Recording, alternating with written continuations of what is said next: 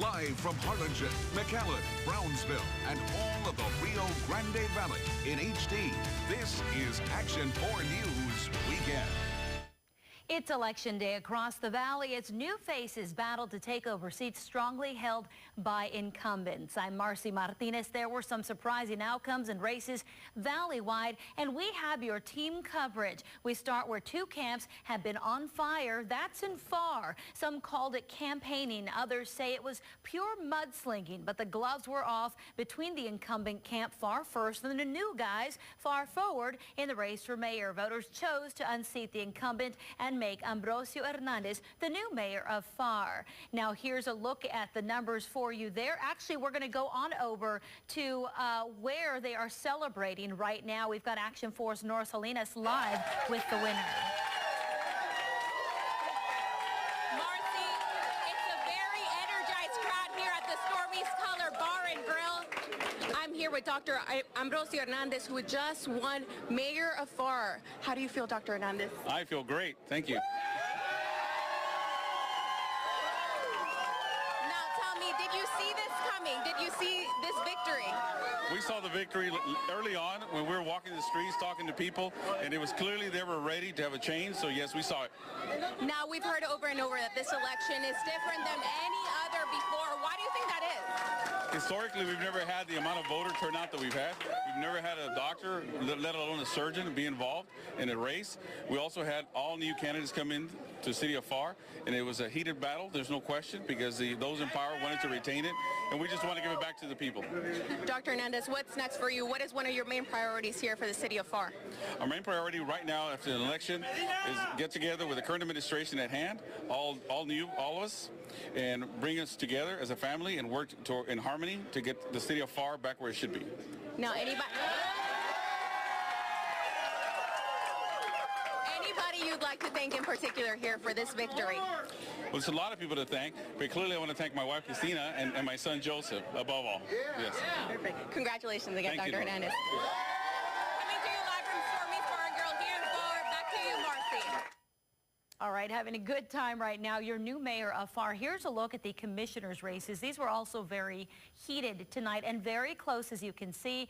Arturo Cortez does not come out on top. We have Eleazar Guajardo as the winner in that commissioners' race. For place 5, staying in FAR, we have Ricardo Medina with 3,344 votes to Aquiles Garza with 3,200, just over 3,200. And in place 6 for FAR commissioner, Mario Bracamontes will be the commissioner there with 3,331 votes to Ramiro Caballeros, 3,258. Now, voters overwhelmingly defeated McAllen ISD's proposed $297 million bond. More than two-thirds of McAllen voters voted no on the bond issue. Action 4's Brett Crandall live from McAllen with those results.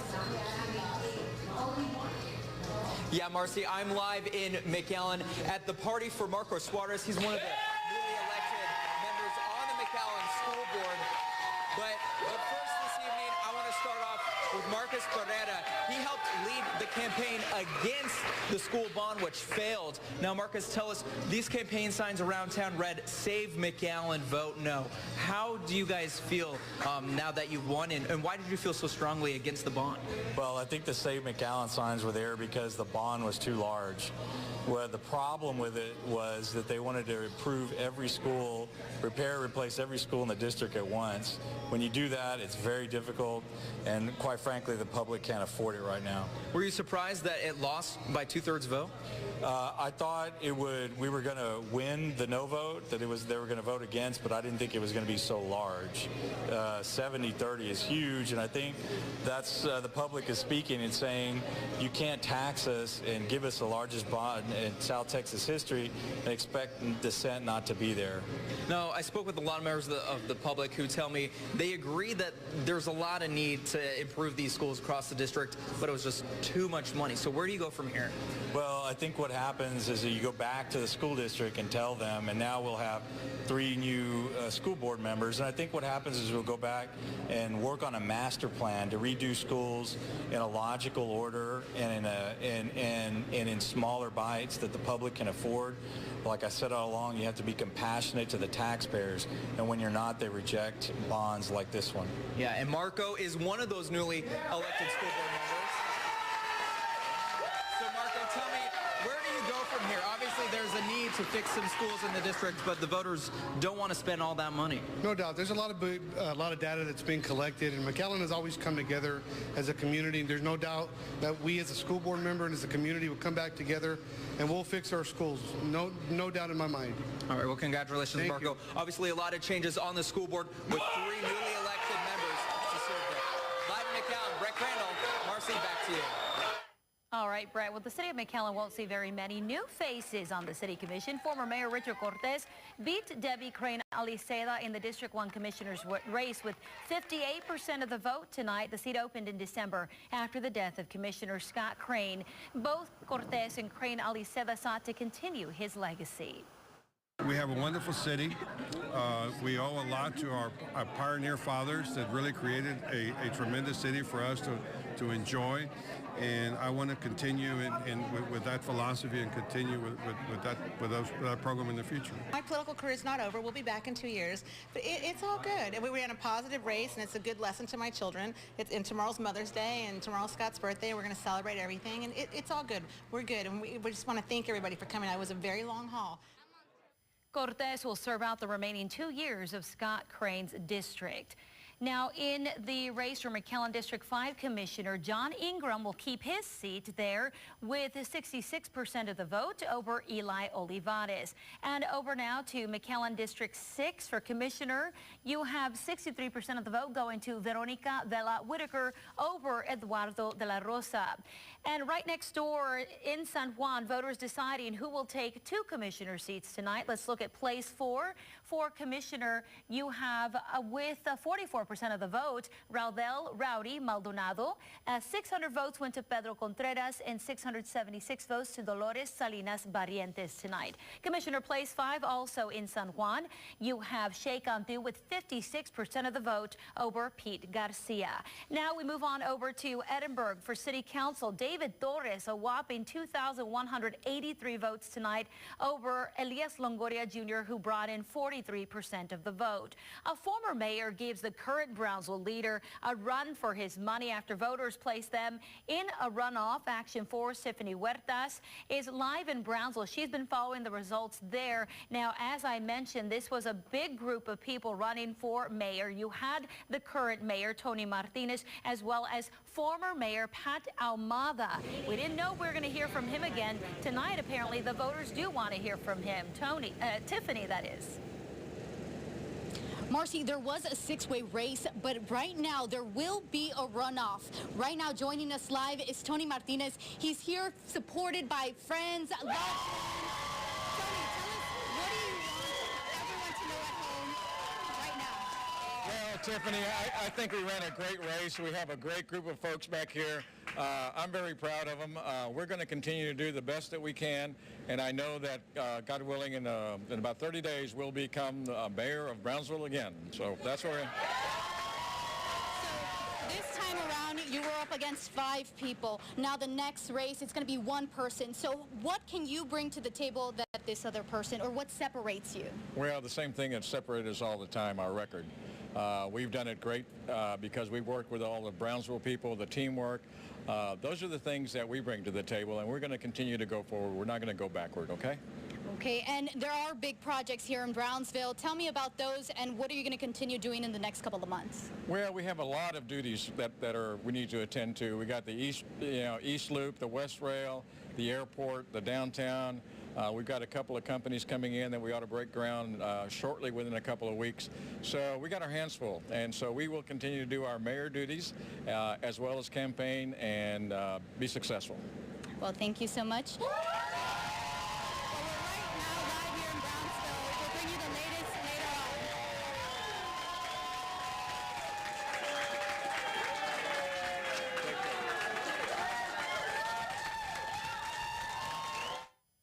Again, there will be a runoff there between Tony Martinez, the incumbent for mayor, and a former mayor, Pat Ahumada. We'll be keeping you updated on that. And now to Brownsville City Commissioner for District 1, Ricardo Longoria Jr., also in a runoff tonight. He got 50% of the vote with 739 votes, and he will be in a runoff with Roman Perez, as you see there, that came in just over Michael Gonzalez. Both 25% of the vote, but 375 votes went to Roman, another runoff in Brownsville. Also for City Commissioner tonight in Precinct 2, or District 2 there, Jessica Tetru will keep her seat. She has 51% of the vote over Sergio Zarate tonight with 1,029 votes. And we had a large number running for Brownsville Commissioner at Large A, but a whopping amount of people went for Cesar de Leon tonight, who will take that position with 4,335 votes. Gerardo Martinez, Roberto Uresti, and David Bellaperch also in the run for that tonight. De Leon is the Commissioner at Large A. Let's take a quick break from all this election news and find out more about the temperatures outdoor. We've got our Chief Meteorologist Brian Hill with us this weekend. And Brian, it was a nice, warm and windy day for us. And windy's a big part of the forecast and what's going on right now. Take a look at the winds across the Rio Grande Valley, and we can see we're still looking at a southeast wind at 15, 18, 24 miles an hour. So it's still fairly breezy out there, and it will more than likely stay breezy overnight. We still have some showers surviving the trip off the mountains in Mexico, moving east on near the valley, but those showers are dying rapidly. We could very well see a few sprinkles moving on into the Roma area and on into the Rio Grande City area as well. But most of this, as I said, is dying down. A few flickers of lightning earlier from that, but again, as they've decreased, so has the incidence of lightning. Now, hour by hour, again, Upper Valley, you're looking at a few showers possible, 11 through midnight. And then as we go through the overnight, we're looking forward to a mix of clouds bottoming out around the mid to upper 70s. All right, we're talking about, oh boy, a warm and windy day for Mother's Day, but wait till you see the rain forecast for next week. It's big. It's all coming up next.